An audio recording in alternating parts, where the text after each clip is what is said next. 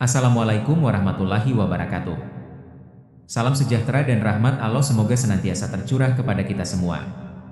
Pada kesempatan ini, kita akan menyimak kisah hidup, perjuangan, dan keteladanan para wali. Mereka adalah hamba yang taat kepada Allah, yang telah berjuang menanam dan menyebarkan ajaran Islam di bumi Nusantara. Semoga kisah ini memberi manfaat, menambah iman kita kepada Allah, dan menjadikan kita mengikuti jejak kebaikan mereka. Sejarah lengkap Sunan Bonang. Identitas silsilah lengkap. Nama lengkap, Raden Mahdum Ibrahim bin Raden Rahmat. Gelar, Sunan Bonang, Ki Ageng Bonang, As-Sayyid Maulana Mahdum Ibrahim. Lahir, 1465 Masehi 869 Hijriah, di Lasem atau Tuban, Jawa Timur. Wafat, 1525 Masehi 931 Hijriah, usia sekitar 60 tahun. Dimakamkan, utama di Desa Kutorejo, Kecamatan Bonang, Tuban. Ada makam kedua di Lasem. Silsilah nasab. Ayah, Sunan Ampel. Kakek, Maulana Malik Ibrahim Cicit, Syekh Jumadil Kubro bersambung langsung ke Nabi Muhammad lewat Sayyidina Husain bin Ali. Ibu, Dewi Chandrawati Nyai Ageng Manila, Putri Adipati Tuban. Saudara kandung, Sunan Derajat, Nyai Gede Maloka, Siti Syarifah. Masa muda pendidikan.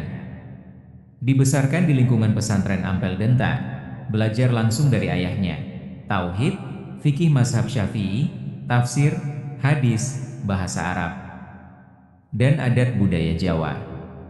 Bersama Sunan Giri, ia melanjutkan ilmu ke Malaka dan Pasai, berguru kepada Syekh Maulana Ishaq, mendalami tasawuf, tarekat, sastra Islam, dan cara berdakwah yang lembut.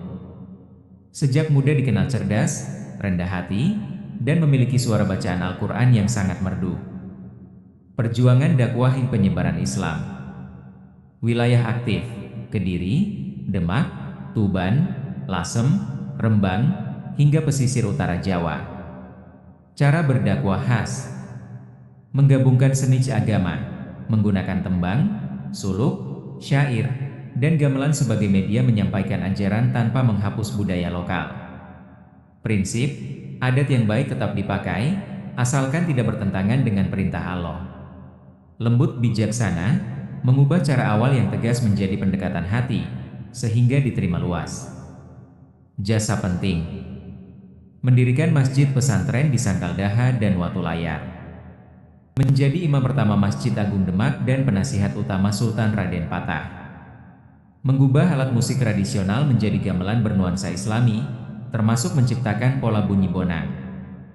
Mengubah tembang syair berisi ajaran tauhid, akhlak, dan pengingat akhirat. Karya terkenal: Tembang Tombo Ati, nasihat menyejukkan hati, masih populer hingga kini. Suluk Wijil, ajaran hakikat dan tasawuf. Kitab Tanbihul Ghafilin, mengingatkan manusia agar tidak lupa kepada Allah. Murid utama: Sunan Kalijaga, Sunan Derajat, Sunan Muria, Raden Kusen, dan banyak ulama pesisir. Karomah Sunan Bonang. 1. Air bekas wudhu menjadi obat, menyembuhkan berbagai penyakit berat tanpa obat duniawi. 2. Suara bacaan yang memikat, siapa saja mendengarnya hatinya luluh, banyak yang masuk Islam dengan sukarela. Teri. Berjalan di atas air, melintasi sungai atau laut lebar tanpa perahu, kaki tidak basah.